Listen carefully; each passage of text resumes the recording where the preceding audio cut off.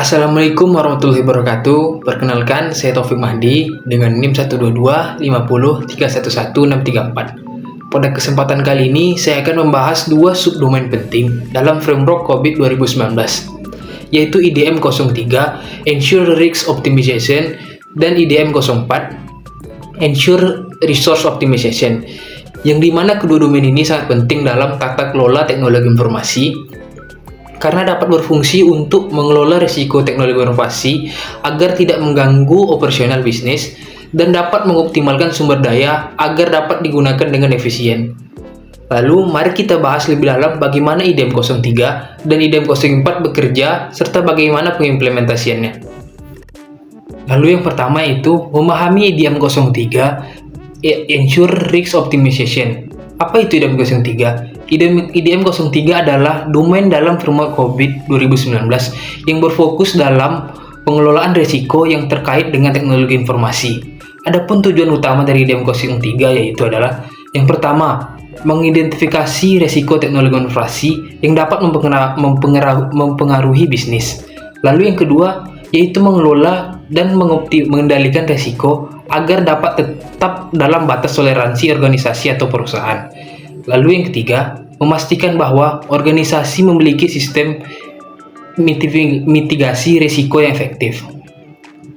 Tanpa pengelolaan risiko yang baik, sebuah organisasi bisa menghadapi berbagai ancaman seperti serangan cyber dan kebocoran data, kegagalan sistem yang dapat mengganggu operasional bisnis, dan tidak patuh terhadap regulasi yang berlaku.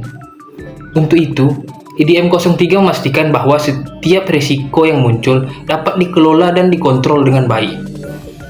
Lalu, ada aktivitas utama IDM 03. Yang pertama adalah evaluasi risiko, yaitu identifikasi risiko teknologi informasi yang mungkin terjadi di dalam organisasi. Lalu, menilai seberapa besar dampak risiko tersebut terhadap bisnis. Lalu menentukan batas risiko yang bisa diterima dan batas minimal risiko yang bisa ditoleransi oleh organisasi atau perusahaan. Lalu yang kedua ada pengelolaan risiko, yaitu mengembangkan strategi mitigasi risiko, lalu memahami bahwa setiap risiko dapat diminimalkan dengan langkah-langkah yang sesuai. Lalu yang ketiga ada yang namanya pemantauan risiko, yaitu melakukan pemantauan risiko secara berkala untuk melihat apakah ada ancaman baru yang akan datang, lalu melaporkan setiap perubahan risiko kepada manajemen untuk melakukan tindakan perbaikan. Adapun contohnya dalam organisasi seperti perusahaan perbankan menerapkan sistem keamanan berlapis untuk mencegah adanya kebocoran data. Ada juga sebuah perusahaan teknologi secara rutin untuk melakukan update sistem untuk mencegah terjadinya serangan hacker. Dengan menerapkan IDM 03 ini, organisasi dapat lebih siap untuk menghadapi ancaman dan memastikan keberlangsungannya bisnis berjalan dengan secara baik tanpa adanya risiko yang melebihi toleransi dari organisasi atau perusahaan tersebut. Lalu bagaimana langkah-langkah pengimplementasian IDM 03 Ensure Risk Optimization terhadap organisasi atau perusahaan? Yaitu pertama kita melakukan identifikasi risiko dengan mengidentifikasi risiko yang berhubungan dengan teknologi informasi seperti keamanan, kepatuhan, dan operasional. Dengan menggunakan Risk Assessment Matrix untuk memprioritaskan risiko yang berdampak dan kemungkinan terjadinya risiko yang akan datang. Lalu dengan menerapkan risk appetite dan risk tolerance, yaitu menentukan batas toleransi risiko yang dapat diterima oleh organisasi atau perusahaan dan memastikan bahwa batas toleransi ini selaras dengan tujuan bisnis dan strategi perusahaan. Lalu membuat rencana mitigasi risiko, yaitu dengan mengembangkan strategi mitigasi untuk risiko yang telah diidentifikasi. Lalu menentukan tanggung jawab dan timeline dalam implementasi mitigasi risiko yang telah ditentukan. Lalu melakukan monitor dan evaluasi risiko, yaitu dengan melakukan pemantauan berkala terhadap efektivitas strategi manajemen risiko dan melakukan perbaikan strategi berdasarkan hasil dari evaluasi tersebut. Adapun manfaat penerapan atau implementasi dari IDM 03, yaitu yang pertama ada pengurangan risiko bisnis. Dengan mengelola risiko yang efektif, organisasi dapat mengurangi dampak negatif dari risiko teknologi informasi terhadap bisnis. Lalu yang ketiga itu kepatuhan regulasi, yaitu memastikan organisasi mematuhi regulasi dan standar yang berlaku agar dapat menghindari denda atau sanksi. Lalu yang ketiga adalah peningkatan kepercayaan stakeholder, yang dimana stakeholder lebih percaya terhadap organisasi yang dapat memanajemen risiko yang baik. Lalu yang kedua, memahami IDM 04, Ensure Resource Optimization. Apa itu IDM 04? IDM 04 adalah domain dalam COVID 2019 yang berfokus dalam pengelolaan sumber daya yang ada di organisasi atau perusahaan. Ada pun beberapa tujuan utama dari IDM 04 ini, yaitu menjamin ketersediaan sumber daya yang memadai untuk mendukung operasional bisnis, lalu mengoptimalkan biaya operasional agar penggunaan sumber daya dapat digunakan dengan efisien, lalu meningkatkan kesiapan organisasi dalam menghadapi perubahan teknologi bisnis. Tanpa adanya manajemen sumber daya yang baik, organisasi bisa mengalami berbagai masalah seperti kekurangan tenaga ahli dalam tim teknologi informasi, pemborosan anggaran yang tidak perlu, lalu penggunaan teknologi yang tidak sesuai dengan kebutuhan bisnis. Dengan IDM 04 ini, organisasi dapat memastikan bahwa sumber daya yang dimiliki dapat dikelola dengan baik dan dapat memberikan dampak maksimal terhadap bisnis. Adapun aktivitas dari IDM 04 ini, yaitu yang pertama, evaluasi sumber daya, yaitu dengan melakukan analisis sumber daya saat ini dan masa depan, dan memastikan sumber daya manusia, teknologi, dan anggaran cukup untuk mendukung operasional bisnis.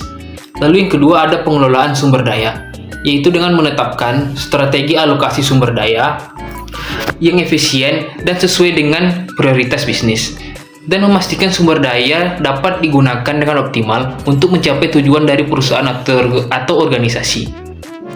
Lalu yang ketiga, adanya pemantauan sumber daya dengan menguasai penggunaan sumber daya dan memastikan alokasi yang telah direncanakan dapat berjalan dengan baik. Lalu mengidentifikasikan penyimpanan dan melakukan tindakan korektif jika diperlukan. Contohnya dalam organisasi adalah sebuah startup mengalokasikan tim pengembang yang lebih besar untuk proyek yang memiliki dampak paling besar terhadap bisnis. Ada juga perusahaan manufaktur yang menggunakan teknologi optimisasi untuk meningkatkan efisiensi dari produksi. Dengan menerapkan IDM 04, organisasi dapat memastikan bahwa setiap sumber daya tersedia yang dapat digunakan dengan secara maksimal dan efisien. Lalu, bagaimana caranya implementasian atau penerapan IDM 04 Ensure Resource Optimization? Yaitu dengan yang pertama, dengan cara identifikasi kebutuhan sumber daya, yaitu menganalisis kebutuhan sumber daya manusia, teknologi, dan keuangan saat ini dan masa depan.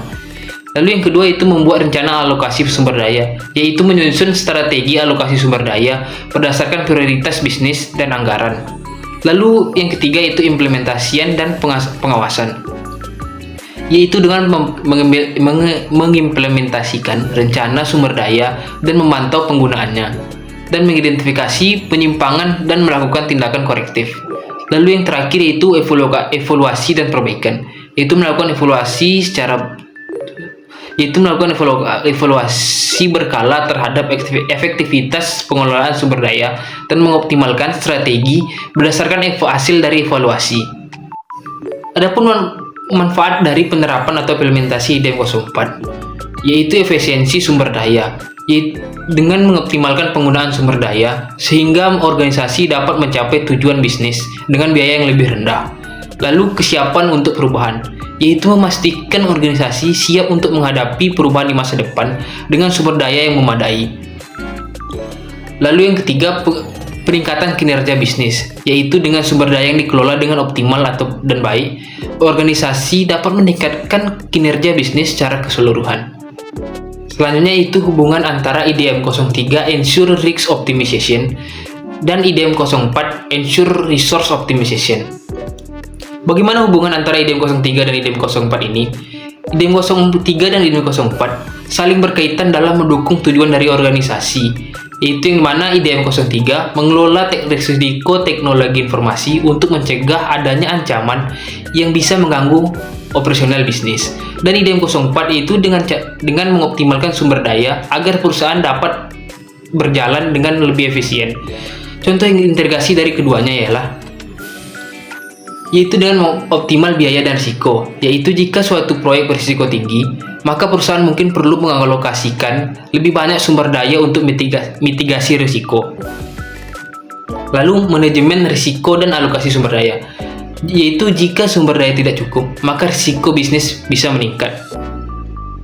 Dengan mengintegrasikan IDM 03 dan IDM 04 ini, perusahaan bisa mencapai keseimbangan antara manajemen risiko dan optimalisasi sumber daya. Lalu mari kita rangkum dari pembahasan IDM 03 Resource Risk Optimization dan IDM 04 Ensure Resource Optimization yang telah kita bahas tadi.